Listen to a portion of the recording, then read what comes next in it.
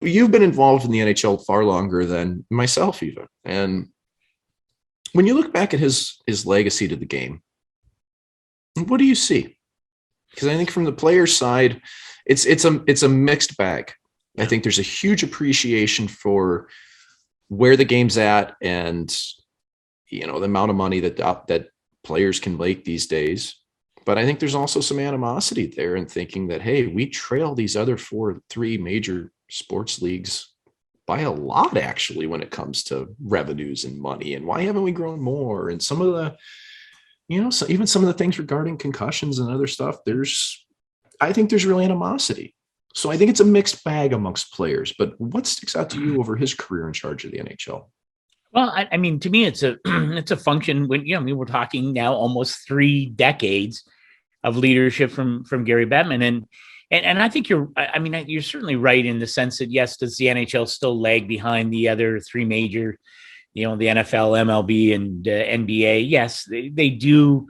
Although the gap has been narrowed pretty dramatically. Like I remember really when Gary took over. I mean, it is a different universe in terms of what the league has done in terms of its profile, certainly in terms of the revenues. And, I think of their new television deals with TNT and ESPN, and, would have been nice to have NHL games on ESPN 5 or 10 years ago. Yeah. But you know what? Didn't work out that way. And NBC turned out to be, a very solid, stable partner in the United States, which was critical to the league. And that's true. I think of the work stoppages. I think those are a blemish because in many ways they're stoppages that should never have happened. I know it always takes two to fight, but come on, I agree. Yeah, the work stoppages, and I do think, I wish, because I've spent I've just Gary and I both been around a long time. I've spent a lot of time over the years with Gary, in informal and formal settings. He's very cautious. And I think what people criticize him. I always hate when they boo him. Like I know it's become the that's thing. Just taken on a life of its own at this point, though. Yeah, that's just what people do. Though. I don't know. I'm like, maybe it's so. Anyway, why do that? Anyway, he's a heel. He's a heel in wrestling. I get he wears that, the black hat, but you know what? It is disrespectful for sure. He has made the game something powerful on many levels. I do wish there had been more empathy. You mentioned the concussion stuff. I don't understand. I understand it probably all comes from a legal vantage point. Why the league has been so reluctant to acknowledge the potential of CTE and long-term brain injuries. And they do sort of quietly in what they do behind the scenes, but publicly, that's not how they do it. I don't think they handled the Blackhawks situation well at all. I think there's been, again, the having hindsight in all of this, but the Black Lives Matter. I just think the league seemed unsure of what to do and how to respond. And sometimes I think part of the problem for the league is that when they do respond, it looks stilted and sometimes it lacks empathy or, a genuine feel to it. But I think overall, I'm like, took the NHL to the Olympics and the outdoor games and all those kinds of things. I don't know.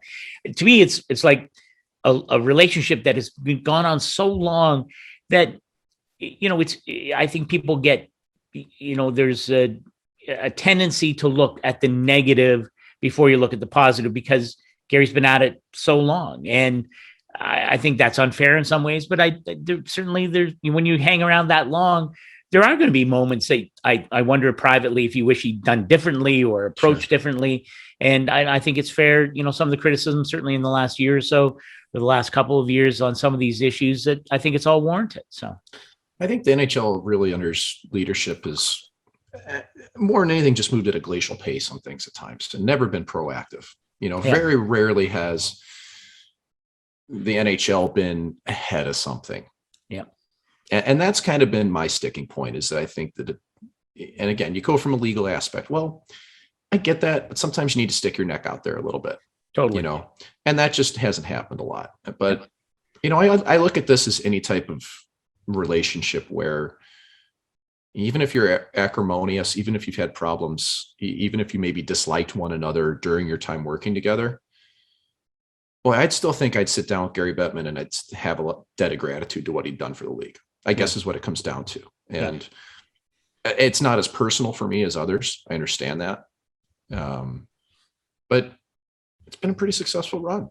I mean, this league has grown an awful lot. And I think people, and I'm going to throw some shade at our Canadian friends here, Scott, and I'm going to call you an American at this stage of the game. So totally. I'm the angry American, my friend. That you know that. But I do think that the Canadian viewpoint of this is how, the hockey players don't make any money compared to the other sports. Yeah. Well, hockey is not an inherently American sport. It's not football. It's not baseball. It's not basketball. Like, those are woven within the fabrics of life in the US. Like, it's just not quite, it's still something of a niche sport in the US. And you can't deny that. And I think when you're trying to project out comparisons in salary, you're not going to get to that stage where Connor McDavid's making 25 schmil a year. It's just not going to get there. So that part to me is a little bit clouded, I think, through the lens of patriotism, I think, in Canada, just having some resentment to a sport not being in the US where it is. But I'm interested to see where it goes. I'm interested to see, I mean, Scott, how much longer can he go? I'm really curious about that. I am too. And I mean, and listen, again, it's always yin and yang when you think of these things. And I think of, how the NHL has navigated the COVID pandemic for the last 2+ years now.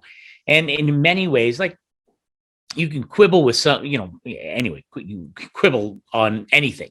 But I think the NHL has done a remarkable job really over the last 2 years. You put together a bubble playoff that, was seamless. I know it was hard on the players and the coaches and all that kind of stuff, but, you got a playoff done, which was the goal. You have a COVID shortened season last year, and you have the playoffs, and you've ridden the wave of the outbreaks this year and had to cancel the Olympic break and all those things. Listen, the NHL, I think, has, in the most difficult and trying of times, has really, and we have a partnership with the NHLPA, and lots of criticism can be pointed at the NHLPA over the years on how they've handled lots of these issues. But it's really remarkable what they've done. I sound maybe Pollyannish, but I think it's been remarkable. And so I wonder. I completely agree with you in how they've handled COVID. That is one thing I thought the NHL did a real good job of keeping it going. Hard. Well, and that's part of Gary Bettman's legacy too, right? I mean, we're talking 30 years almost now.